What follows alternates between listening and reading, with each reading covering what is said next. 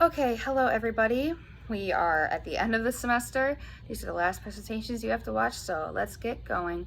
My name is Allison Harwood and my presentation will be on diabetes. For the first slide, there is a quick quiz with a link that I would like you to take. It really shouldn't take longer than 5 to 10 minutes, and it tests your general knowledge or any myths about diabetes that you may have. So if you'd like to pause the video and go take that. Okay, now that you're back, on slide 3 is my personal story in regards to diabetes. On January 4th in 2012, I was diagnosed with type 1 diabetes at the age of 13, and the picture to the left of that information kind of gives a better perspective on what my life is with diabetes. I've had a little over 3,000 days with the disease, slightly over 4,400 hours spent recovering from hypoglycemia, which is a low blood sugar, almost 25,000 blood tests, over 21,600 insulin injections because I don't have an insulin pump, which I will talk about later in this video, and slightly over 1,700 hours of lost sleep, and this is all only within 8 years of being a type 1 diabetic, and I have my whole rest of my life to go. I have no family with the disease. It is really unclear as to where it came from. We think bacterial bronchitis because I was sick a couple months before my actual diagnosis.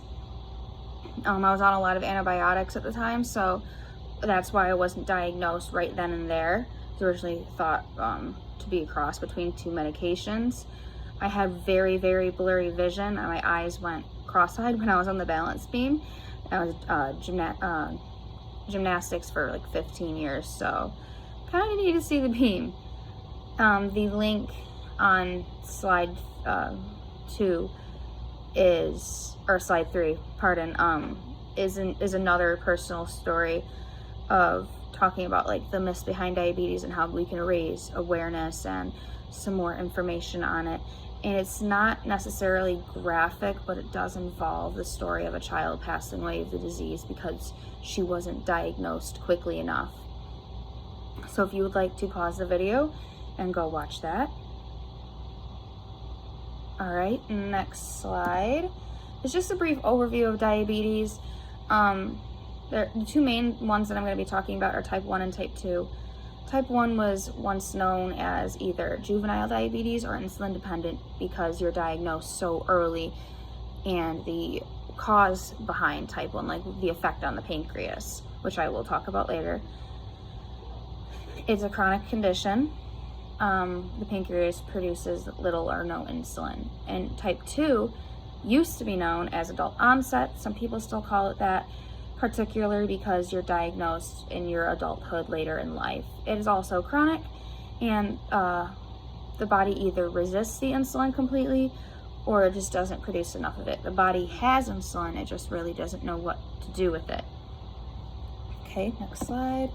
History of diabetes, which I honestly found a lot of this very interesting because I did not know a lot of this. All I knew was that insulin didn't really get discovered until the mid-1900s.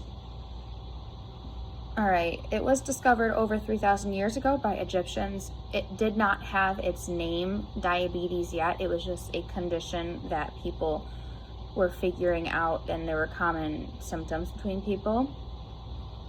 In India is where they figured out how to test for it. They would take ants and a urine, as gross as it might be, because when diabetics have high blood sugars, they have ketones in their urine, which is almost sweet, and the ants like the sweetness, so then they would crawl to the urine that is most sweet. In the 5th century, there is a difference noticed between the two main diabetes.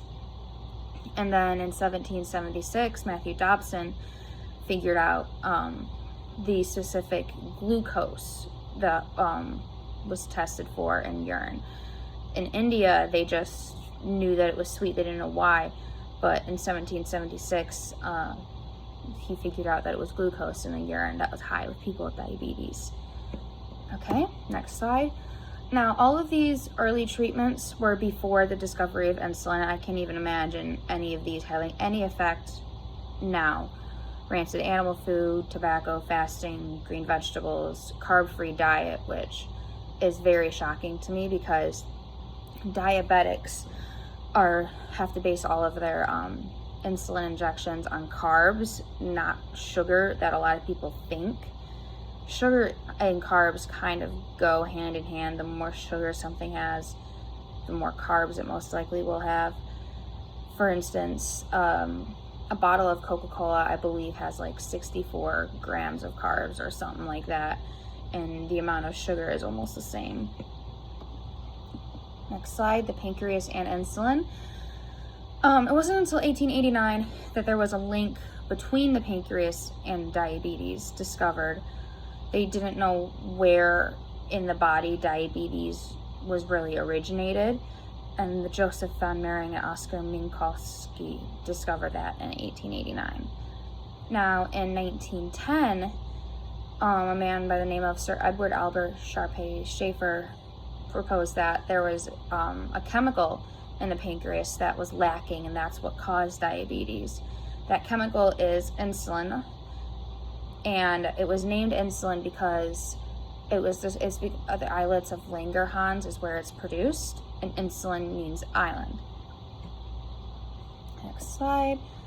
And the first human-based insulin wasn't made up until 1978.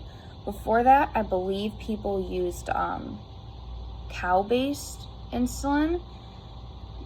It was that insulin in 1978 was named Humulin. I use Humalog, so the names kind of carry over. And it wasn't even until 1996 where the first short-acting insulin was developed, and it was named Lispro. Now, short-acting insulin, basically, every diabetic, whenever they eat, has to give themselves an insulin injection, whether it be by pen, by syringe, or insulin pump, based on their carb ratio. For instance, my carb ratio is 1:8, so for every 8 carbs, I have to do 1 unit of insulin. So 16 carbs equals 2 units, 80 carbs equals 10, blah, blah. And in 1986, the insulin pen was introduced. Before that, syringes had to be used. So diabetics would take a syringe, take a vial of insulin, inject themselves that way. They have to draw it up and try and make it as accurate as they can. So the insulin pen made it much more safer for diabetics. Next slide are symptoms. Now, I've only listed the symptoms for type 1 because they are very similar between type 1 and type 2. The only real difference is type 2 includes slow healing sores, a darkened area of skin, usually in the armpits or neck, and like frequent infections. But when I was diagnosed, the only symptom that I had really was the blurred vision.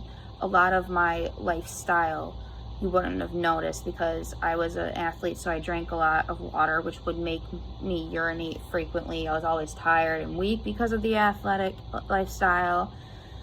So I was very lucky that I was diagnosed early enough. I wasn't even put in the hospital. My fasting blood sugar was like 210 or something like that. All right, moving on to the next slide. Type 1 versus type 2. Now, the cause for type 1 is a little more understood than type 2. We know that there's something foreign that enters the body, and obviously our immune system is going to attack it, and the immune system, while doing that, will occasionally go after the insulin producing beta cells as well. Once the beta cells are gone, the body can't produce insulin at all. Type 2, the exact cause is really uncertain. They just have an insulin resistance, and lifestyle factors can contribute to getting type 2 diabetes, just not sure internally how the lifestyle factors will affect that. Okay, commonality. Type 2 is much more common than type 1 diabetes. About 90 to 95% of diabetics are type 2, so a very slim percentage are type 1. Risk factors for type 1 include like age, geography, genetics, family history. Typically, if you're above the equator line, you have a higher chance of getting type 1 diabetes. Not sure the reasoning behind that. Thought it was kind of interesting though. For type 2, obesity, if you're over the age of 45, maybe if you had a baby that was over 9 pounds, that could contribute to gestational diabetes that could later turn into type 2. That is actually what happened to my aunt. She had gestational diabetes with 2 out of her 3 pregnancies, and now she needs insulin. And she's not overweight, so just because you are overweight does not mean you have type 2 diabetes. Okay. Treatment for type 1, you need insulin regularly injected into you. Pumps do eliminate injections every time you eat, which could make your lifestyle a lot easier. I personally just don't want one, at least right now. I want to try and keep my body as normal as possible. I don't like the idea of something kind of being hooked up to it. For type 2, it's a little simpler. Diet, exercise. Some people might not even need insulin. Most do. So a very common medication that people can take is metformin. Now, diet for type 1, really foods that are more carb heavy require more insulin. There really isn't. You shouldn't eat a lot of this. You need to eat more of that, which is completely the opposite of type 2. Weight loss is a very important part of treating type 2 diabetes. The more weight you lose if you are obese, the better your diabetes can be.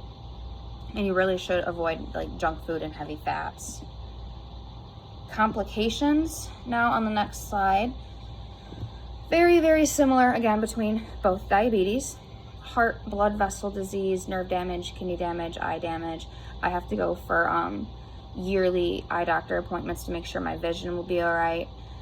Feet are also a big issue with diabetics, skin and mouth, and obviously pregnancy complications. Now with type 2, slow healing, hearing impairments, conditions, Alzheimer's, sleep apnea, and the video that I have linked on this slide with the complications kind of just goes over, again, the differences between the 2 diabetes a little better, kind of condensed all into one little 3-minute video, which I'm a visual learner, so this helped a lot, and I believe you guys will like it. So if you like to pause the video and come back. Okay, now that you are back, moving on to the next slide. Is a cure going to happen, or will it ever happen? Personally, if it does happen, it's not going to be for a very long time. They're trying different things, such as an artificial pancreas, which you would still be dependent on insulin. So is that even technically a cure? Something that does look promising is cell replacement therapy. Researchers are trying to take stem cells, transform them into an insulin producing cell, and then put them into the pancreas. The thing is, they look so much like the insulin producing cells that your body is going to attack them just like it did when you first got diabetes. So researchers are trying to find a way to kind of encapsulate the new insulin producing cells so the body doesn't attack it. And if they can do that, that would make a cure much more promising for the future. And one of the very last slides I have is something called the Diabetes Prevention Program. I wanted to give you some information, and possibly if you wanted to pass this along to any family member, they have one of these in Michigan, and it really focuses on type 2 diabetes. Has a CDC approved curriculum, got lifestyle coaches that will help you along with anybody else in the program adjust your lifestyle, because it is a big lifestyle change if you're trying to lower your risk of type 2 diabetes. And you're going to meet weekly for the first 6 months, then you transfer to monthly after that. There are online programs also, as well as in person. And if somebody has a weight loss in this program and a minimum of 150 minutes of physical exercise a week, and it's a significant weight loss but not a lot, there would be a 58% delay, lower risk of somebody getting type 2 diabetes. And it's even higher at 71% for people over the age of 60. Who can participate in this program? You can't have been diagnosed with type 1 or type 2 diabetes previously. You have to be a pre-diabetic or not pre-diabetic at all. You have to be overweight for this program, at least 18, and you have to be screened positive for pre-diabetes based on the CDC test. But you are allowed to be diagnosed with gestational diabetes previously. All right, next slide. And here are my 3 questions for you. What was your knowledge of diabetes previous to this presentation? Like, was there anything that was surprising to you that you learned, or any misconception you had that has now changed? What do you notice in your community to promote a healthy lifestyle to lower the risk of serious health problems like diabetes? Doesn't necessarily have to be diabetes, just promotes healthy lifestyle. And does your view on diabetes change after viewing this presentation and the videos that go along with it? Why or why not? Okay, that is the end of my presentation, and thank you very much.